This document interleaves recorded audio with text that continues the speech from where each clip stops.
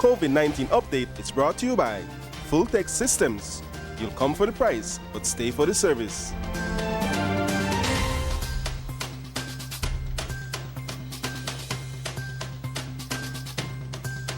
And we are back, and we are moving into our first conversation for this morning.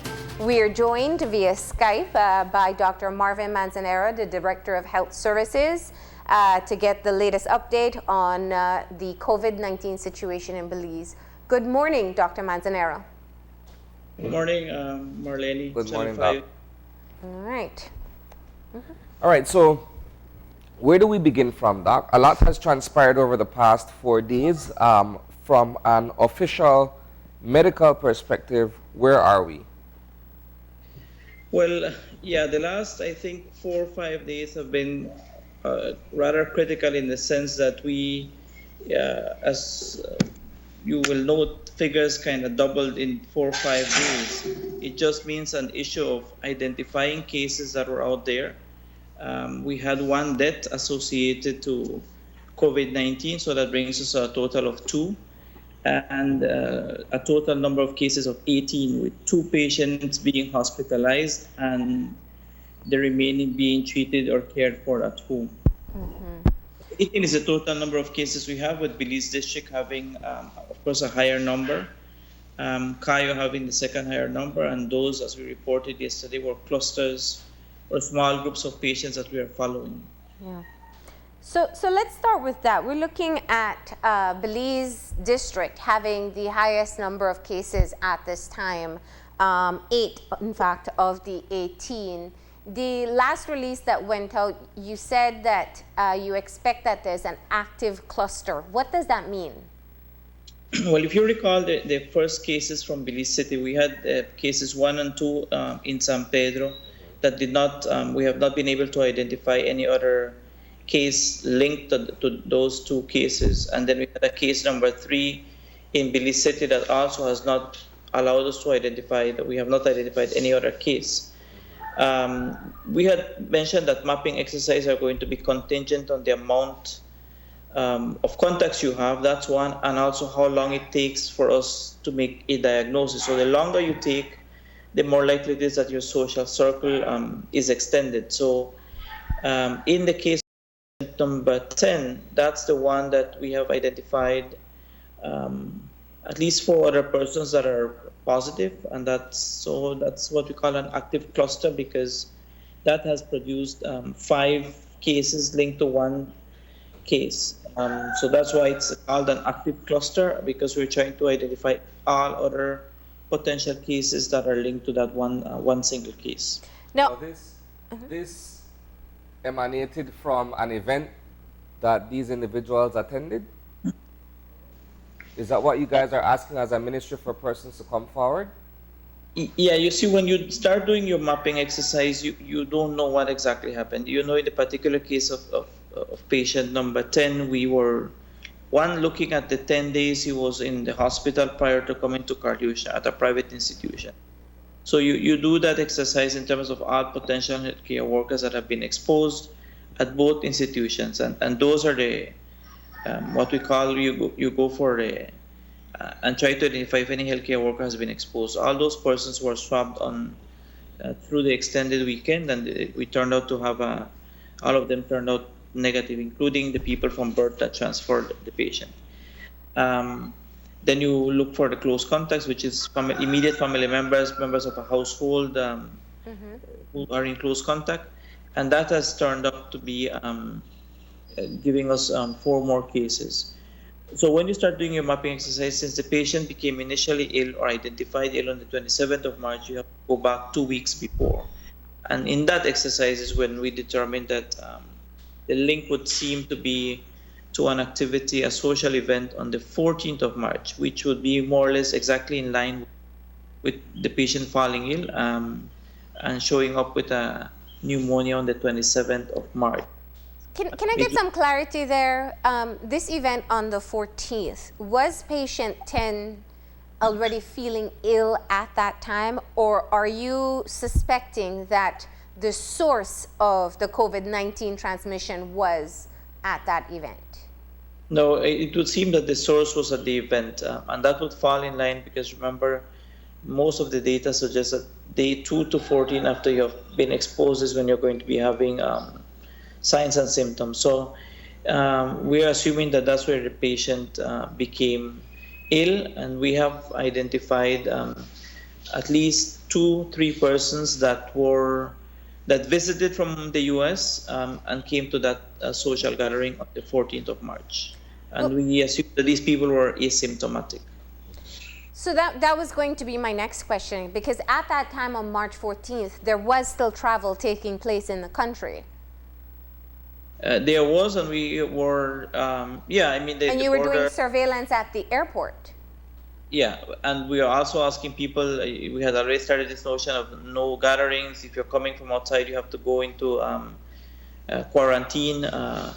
So that's that obviously did not happen. I mean, you're talking about an event that had tens of people in there. I think at one point in time, this suggestion it could have been up to 100. Wow. Okay, so you're asking people who attended this party to get in touch with the Ministry of Health only if they're symptomatic or if they attended the party? We have more or less gotten in the interviews, because you start to interview people along the way, and obviously interview the ones who are now ill as well. Mm-hmm. Particularly if you're symptomatic, because you understand that this is an event that happened a month ago to the day. So signs and symptoms would have not necessarily, I mean, if you are asymptomatic, then you're more than likely still asymptomatic. But we're still trying to find out where the linkages are. And now we're looking for morbidity and mortality cases. I mean, we're trying to zone in onto the people that are positive, make, if you're ill, give you any adequate care before you really require any further medical care.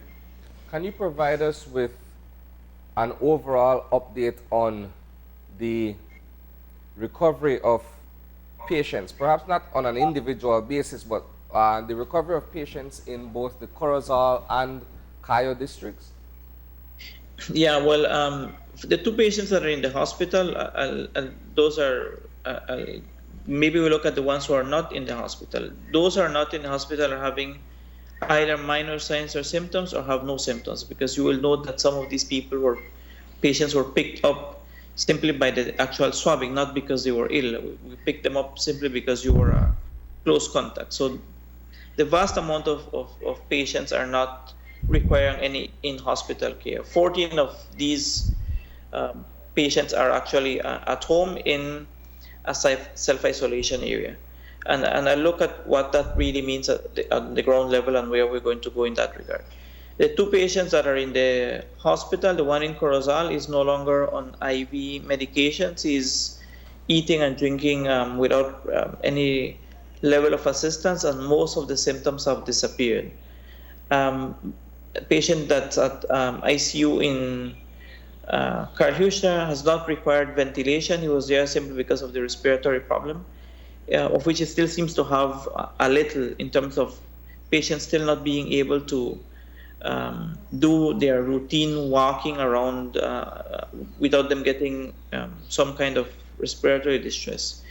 Now, this has been documented in the literature. People who have COVID-19, the recovery process is much, much longer. They say that up to 20 to 30% of your lung function is not routinely normal after having had COVID-19, and in the recovery process can be weeks, which is what we assume is happening with patient number 7, even though he's a younger adult. Both of them, I think, are going to recover completely. The period can be extended. We are going to determine this week what we are going to do with them in terms of their full recovery, whether it's going to be outside of Carhucha's ICU or whether they're going to be able to continue their recovery process at home. And in the issue of self-isolation for the patients that we have, we are ensuring that they have a space at home that they can self-isolate, because whenever we determine that that can't happen, these patients who are determined to be positive will be taken somewhere else outside of a hospital. Now, I wanna go back to the issue with the patient 10 case and the function on March 14th, if you'd allow me. So you said that this function had almost 100 people and that you're asking people to get in touch if they're symptomatic. But I'd imagine you're doing a mapping exercise. If each one of those 100 people came in contact with maybe 10, if they'd contracted the virus and they were asymptomatic, it could have spread much more beyond just the people at that party by this time. And that's why I started looking for any patient who showed up ill at Carl Hirsch or any of the public hospitals, and that started some 10 days ago. In an effort to try to identify any cases that were escaping, assuming that you would have had asymptomatic individuals.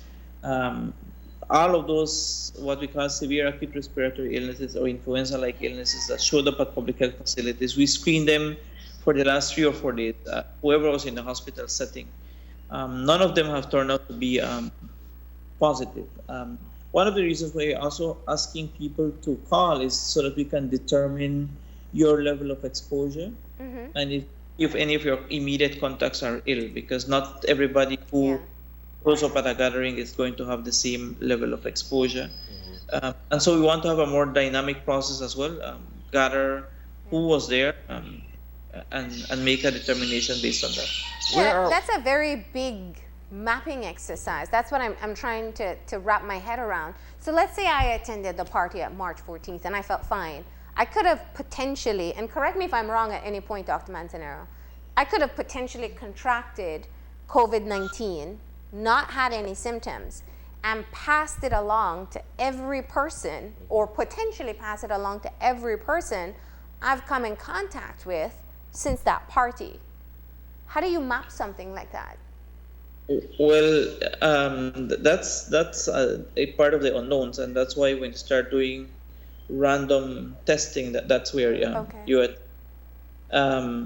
It's again, you can have many asymptomatic carriers. It's the same thing with whoever may have infected the patient would have been an asymptomatic carrier, because we don't know of anybody else that was ill as a result of that. The people who we have identified since then are people who are close contacts, not because they were ill. So every patient is going to be different. Understand that some models suggest that up to 80% of a given population would be asymptomatic. So that means that 8 out of every 10 people would never have any sign or symptom. Case in point, this is what could potentially be happening. So for all intents and purposes, we go back to what we have also said as a message.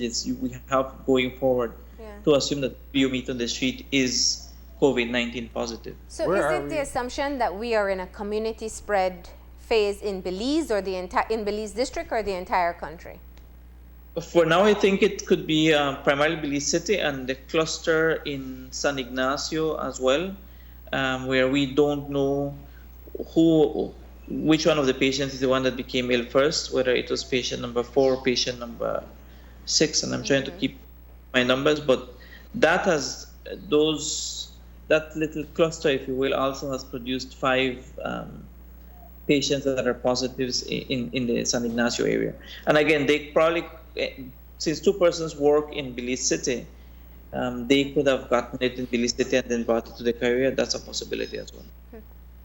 So where are we at the moment in terms of procurement of test kits, and where are we insofar as the number of tests that have been conducted using what we have in stock? We are almost at 600 tests conducted. In one day, recall we did up to 102, and Friday, Saturday, we actually went into 3 different batches trying to get close contacts, healthcare workers of patient number 10. As I understand it, there will be arrival of further testing kits today with the Amerijet flight. So at the end of the day, I should be able to tell you how many testing kits we have.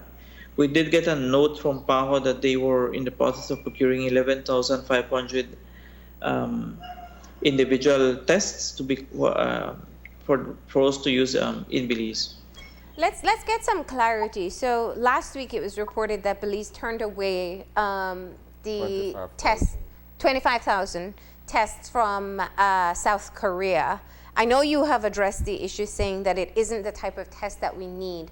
Dr. Manzanero, can you explain to us what does that mean? Do we not have the machine Do we not have the technical capacity, like we don't know how to do it? Or what is the missing element as to why we couldn't receive and use these tests? Well, it's not only a question of human resource, but it's also, remember, once you're getting a test into any given country, you have to find out whether it's been validated, whether it's been approved for use, whether you have the in-country capacity, and if you don't, if you have to buy a machine for it. If you buy the machine, then do you have the in-country capacity to service, maintain it, get parts, in terms of having a machine?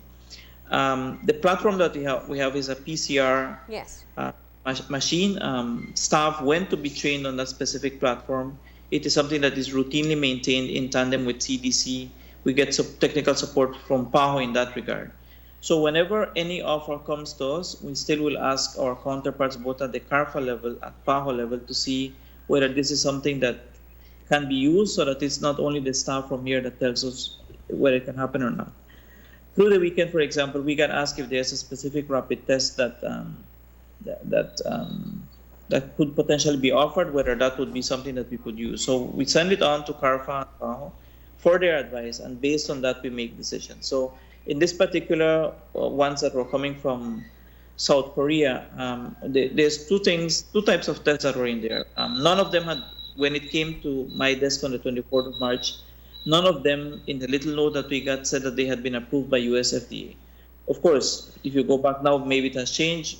I don't know. We'll have to go back and review where that is. But that particular note came for that, for those tests. And then the lab had the questions in terms of what other primers and enzymes you use for the test, and whether there would be any training for them in terms of the usage and validation of the test kits that are here.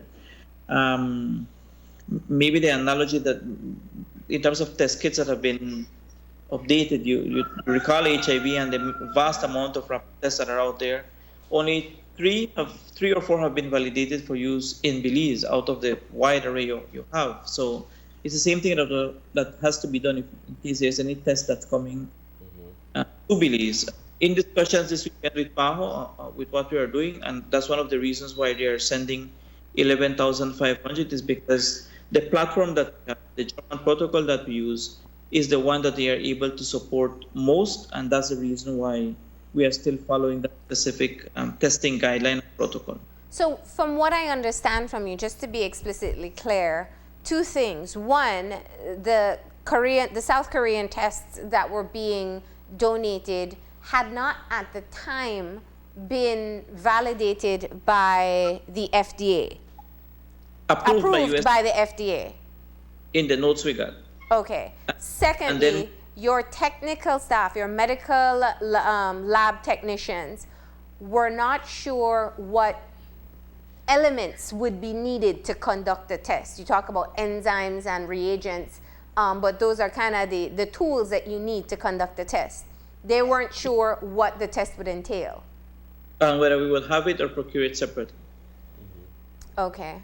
Now, this is, of course, a concern for people because we are hearing from most international experts that the gold standard moving forward is to test as much as possible. And South Korea is a great example of that. What moves are we making locally? You speak of PAHO donating 11,000 more tests. What moves are we making to increase the coverage in testing? You know, we are aware of the test, but we are also careful in terms of what you're going to be doing with your testing. And I'm saying this because, again, through the weekend, in conversation with a couple of counterparts in Central American countries that rolled out rapid tests without really going through the approval in other entities, one of the nightmares they report or they are starting to have is the issue of false negatives. When you get a test and it's negative and you assume that the patient is negative when in point of fact they are positive, that can be a nightmare because assume you roll out false negatives and you get a test and you get lots of false negatives. False negative means the test comes back negative when in point of fact it is positive. That's the issue that you need to be careful of. So what are we looking at in terms of expanding the testing procedures that we have? we had mentioned that we have 2 gene export machines already. One in Belize City, one in Western Region and in Belmopan. We are looking at the procurement of 2 more, which is Dangriga and Oranjewang, because there's now some cassette platforms that are being developed so that the gene export machine can be used for testing. It allows you a quicker turnaround time, and if you have one in every region, then it makes it easier for you to process without overburdening the lab. So that's the second option we're looking at, and those have been approved already. But the production, as you will know, will first go to the countries such as the US that is producing it before they start rolling it out for other countries. So that platform we are. So we'll have a faster turnaround with testing, with what you're saying. Yeah, Okay. and of course we are on the lookout for rapid tests once they become widely available. Once we have, you note also that there's more than 70 companies now looking at producing rapid test kits. Once that has been approved and validated, I think that's where we're going to go. It's the same thing with HIV testing. Recall when we were doing that, everyone had to be processed for a confirmation test at Central Medical Lab, till eventually we now do 2 tests at the site, quick tests, and I think within 10-15 minutes you already are confirmed. I think that's the same process we're going to go through, but we need to be mindful of doing things the proper way, and understanding that we are not going to be in a lockdown forever. So maybe 6 to 8 weeks from now, we're looking at validated rapid tests, and that's where we're going to go. But for Let's now, go back a bit, Doc. we have the platform, and that's where we're using it. Let's go back a bit here. You mentioned a few moments ago the idea of false negatives. I can't help but think of patient number 10, whereas 2 tests were conducted on him while he was at the Belize Healthcare Partners Limited, and both occasions the test came back as inconclusive.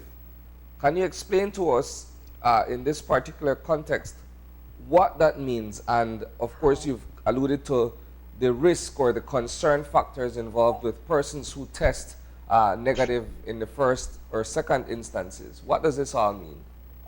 Yeah, in the second instance, because the second time this person's sample arrived at Central Medical Lab, the lab went through, was asking, okay, I have a second sample now, what's going on here? And they flagged it.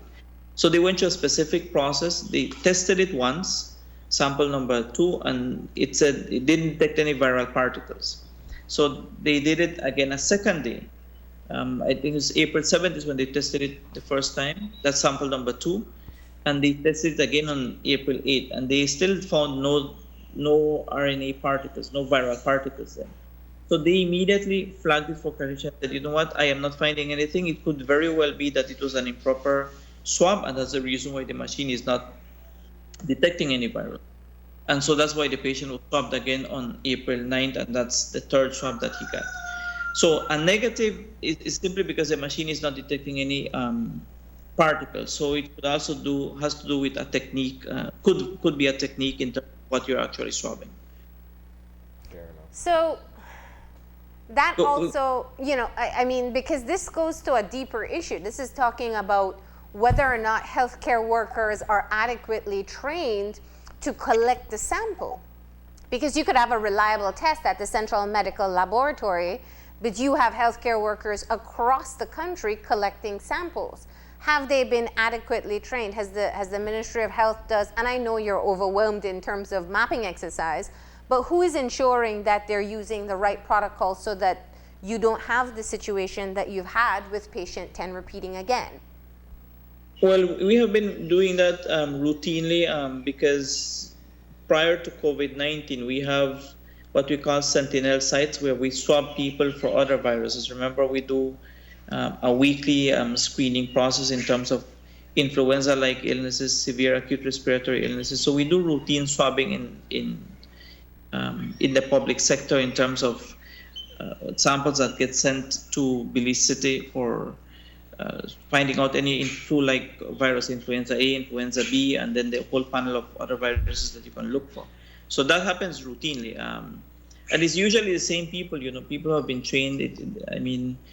The conditions of the patient may also have to do with it. Remember, if patients are not that symptomatic, viral shedding is not happening So there's other factors that need to be looked at in terms of what happens. So what you mean is they don't have like the runny nose, or it isn't as easy to get the fluids that you'd get if somebody is sick? Yeah, I think this patient was intubated the second time the swab was taken. So there are other factors that need to be looked at without, knowing all the details in terms of this particular case. But for our staff, I mean, they have been routinely trained, and it's part of the routine duties that you do. It would be like taking blood, then, for example. Okay. So before we go, though, in terms of if we go to another area, but in terms of testing, because I know test, but and even though 600 tests might not seem like a lot to many people, when you go and do the comparison in terms of testing for, you do it by rates then, because so that you're able to compare with other countries. Our testing rates in Belize are one of the higher in the regions. The last I checked yesterday, we were similar to the Costa Rican testing rates. I couldn't find testing rates for El Salvador, but definitely up to 17 times more than what Guatemala is doing, 4 times more than what Mexico is doing. And I'm not saying that as an excuse, but so that we can understand also and appreciate that 600 might not seem like a lot, but when you do it by rate, it is one of the higher in the country, and that doesn't mean that we are not going to stop testing. It's just to put it in that context. Then.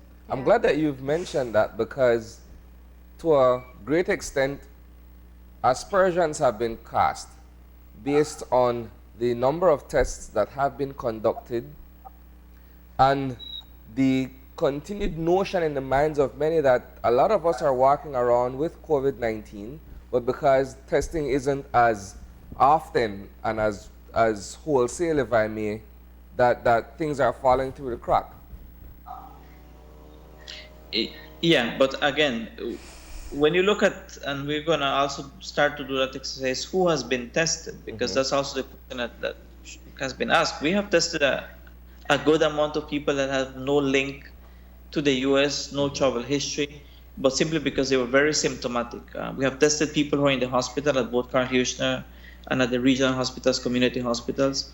So the testing has happened, but we have not found those cases. So, and that doesn't mean that they don't have anything, I mean, remember, in the past, we were screening for other viruses, and then we were testing for COVID-19. If you are now very symptomatic in a hospital facility, we test you for COVID-19.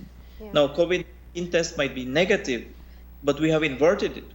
We go and test you for the other flu viruses now after your COVID-19 test is negative, but that's the only thing we're reporting. It doesn't mean that people are not having other viruses or the common flu out there. So we need to make that very sharp distinction that we just inverted our testing procedures because of the relevance of COVID-19, but the work hasn't stopped. So you used to test them for the flu first, then COVID, but now you're testing them for COVID first, and if it's negative, then you test them for the flu, the types of flu. Yeah. Okay. Dr. Manzanero, one of the scenarios that seem to be taking place is looking, and I guess it brings a bigger question as to the collaboration between the public healthcare system and the private institutions. In the case of case number 3, the first fatality. No, that's 4. Sorry, case 4, the first fatality. He had visited private institutions and private clinicians before.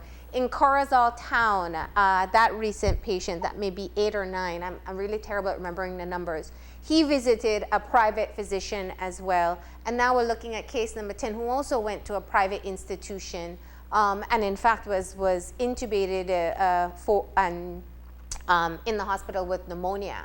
So my question is, while the public health system may have certain protocols in place and maybe accessing tests easier, there seems to be, was it miscommunication? Is it that you aren't allowed? What is the problem here?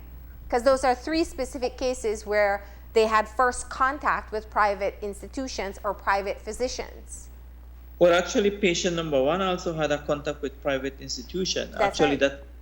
that patient was swabbed at the private institution because the doctor, they called the public health doctor and the doctor went to do the swab there. Patient number 7, hospitalized at Karl Hirschner, also had a history of visiting private sector in the Cayo area before he showed up at the community hospital in San Ignacio. Now, we are looking at all those on an individual basis because it's not that they would not have had access to testing. I mean, once you swab somebody, then that swab should go on to Central Medical Lab. You just alert public health officials, and we will do the testing as is required. And this is applicable not only to COVID-19, all communicable diseases. There's a specific form that's filled out, a specific alert that needs to be flagged, like when you have dengue, for example. Yeah. Dengue case that you detect, you should be reporting it to public sector so that we are able to go on and make our public health interventions in that regard. But how do you reconcile the delays with all these cases, with the exception of case 1, the index patient? Well, those have to be reviewed on an individual basis because I'm sure that everybody has a different way of how that was managed. So we are reviewing those individually, particularly the case of patient number 10 in the dialogue with a full report of what happened before they got there. And that becomes part of what we call a post-mortem analysis. We do post-mortem analysis in every single case. In every case that showed up, what is it that transpired and what could have improved? Yeah. If it's a communication issue, then that needs to be mended rather quickly because COVID-19 is not going to go away. It's here. I mean, every patient that you see, you have to potentially consider it as a COVID-19 suspect case. So that brings me to another issue, and I understand that you have tested a number of close contact patients. They test negative. What happens then? Because we also know the incubation period can be 14. I know you recently said maybe up to 21 days, which means I could be negative now and then develop the symptoms a bit later? Yes, so everybody who has been screened as a close contact of any identified case that is negative doesn't mean they're in the clear, and we need to really stress that, which means that even if you're negative right now, you will have to go into quarantine for 21 days. We said that effective yesterday. Quarantine period went up from 14 to 21 days. And at the end of, if you fall ill before that 21-day period has elapsed, then we will swab you again. And that has happened in 3 cases, I think. What's the difference between quarantining someone versus the positive cases that are in self-isolation at home? I think it's just a technicality because self-isolation, we are referring for the patient who is ill, then the isolation becomes, much more strict in that regard. But you could use the same term so that people don't get confused. You basically just have to stay put then. I mean, if you are negative, you cannot be out on the street, you cannot be socializing, you still have to keep your own space in your own house, wherever you are, and ensure that you're not interacting with anybody until you have been given the clearance. And the clearance would come now at day 21 from when you were first swabbed. You have to be rechecked again at day 21, and based on that, make a decision. Dr. Manzanero, there's a lot of trust being put in these persons who are either positive or close contact cases by asking them to self-isolate or quarantine at home. And this trust that you put in them is also at a high cost if they don't adhere or if they're not disciplined enough to keep distance within their own homes. Why hasn't the ministry advised for people to be housed in a quarantine or isolation facility since they've been identified across the country? Yeah, that's a determination that it's a good question in the sense that we have looked at it. It's also based on people's ability, not only the question of trust, but also having the space for you to go into a quarantine / self-isolation, because not everybody will have that ability. But I mean, we have good examples. If you look at what patient number 3, for example, completely in a floor by himself, no contact with anybody outside. Patients number 1 and 2 that basically kept to that one single area that they have. That's done on an individual basis. Once we have determined that you're positive, we'll go and find out where you live, how you're gonna get your basic food, your flow of inside your own home, whether there's a bathroom that you can use. But understand that moving forward, as you identify more cases, not everybody will have the ability to self-isolate home. So in those cases, those will be moved to the areas that we had identified for quarantining people or people who need self-isolation but can do it home and don't require hospital stay. Those are there. And those are done on an individual basis. I guess my question isn't so much about the space issue. It's about the discipline that it requires. It's about knowing that even for one day, I won't have contact or socialize with anyone, even within my household. And I think that's the area where you would agree that the Ministry of Health can't police people 24/7. So there is a lot of trust being placed in these persons who are asked to self-isolate or quarantine. Yeah, but that's following, I think, international guidelines. I mean, we had said it from before we had our first case. Not everybody will be in a hospital. Not everybody will be in this identified area. Some people will have to, if where possible, be managed from home. Yeah, that's a flip side. I hope that people can understand and appreciate that if I am positive in my home and I'm just taking it lightly and socializing with anybody, in 2-3 days the entire family can be infected, and then what level of responsibility do you have as well? It's not only a question of trust, but it's levels of responsibility that we have to the immediate ones. I mean, making sure that people understand that anything that you do is going to have immediate impact on those who are close to you.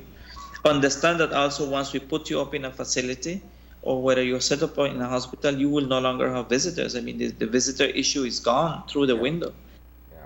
Yeah.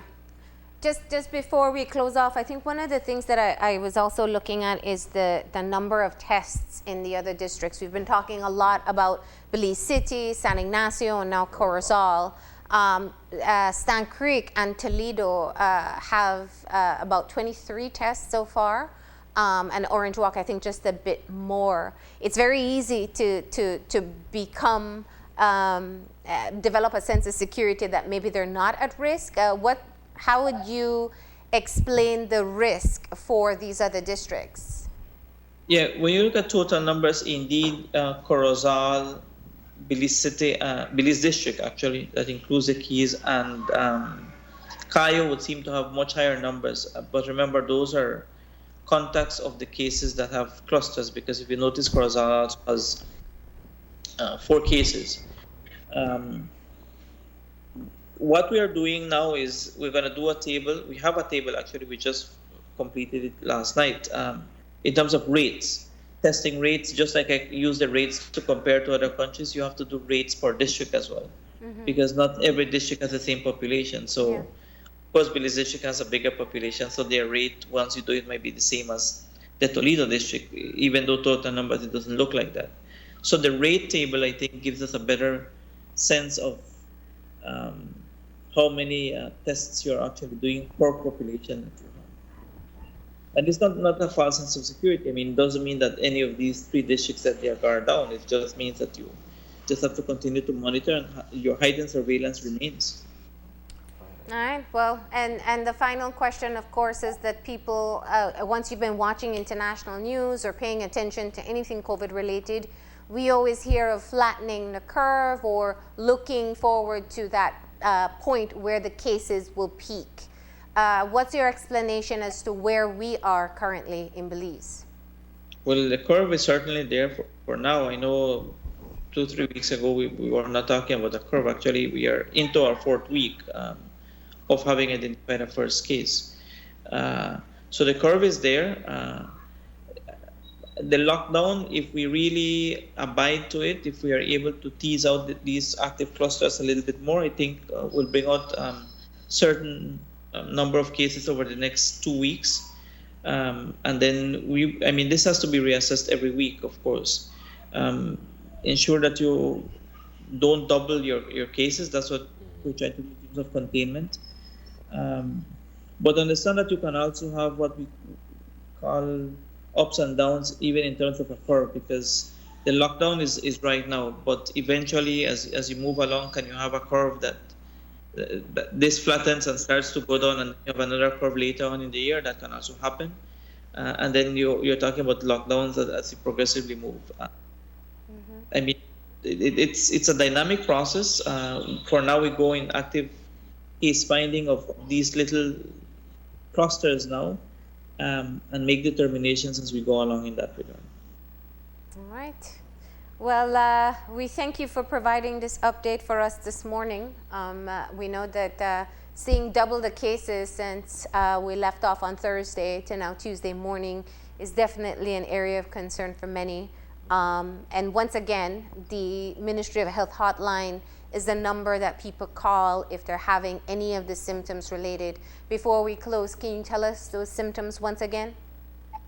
Well, it can fluctuate, but one of the more common symptoms or documented symptoms is fever. They're not necessarily going to have a runny nose, congestion, fever, a little hoarseness, itchiness of the throat. And I think the cardinal symptom here is the progressive. Patients report that they are progressively just feeling weak, that they are not, the fever is there, and increasing respiratory distress in people who are previously ill. Those, I think, are the hallmark issues that will drive somebody to a hospital. All right. Fever being one of the cardinal symptoms, and the particular issue that people refer. Of course, now 3 of our patients are referring the loss of sense of taste and smell, which had been documented elsewhere. 3 of our patients reported that as a starting symptom, so that's something that we need to look at as well. Okay. And if you experience any of these symptoms, you call 0800 MOH Care. Thank you very much for providing this update, Dr. Manzanero. Thank you. All right. Thank you, Doc. And there we have it. That was a conversation with the Director of Health Services, Dr. Marvin Manzanero, with the latest update on COVID-19 in Belize. Yeah. All right, we're going to go ahead and take a break. It seems to be a dual crisis at this time. The economic issues and the health issues. And so we know a lot of people are pinching pennies right now. We'll have some advice from St. John's Credit Union after the break as to how to tighten up that budget. Please stay tuned. COVID-19 update was brought to you by Full Tech Systems. You'll come for the price, but stay for the service.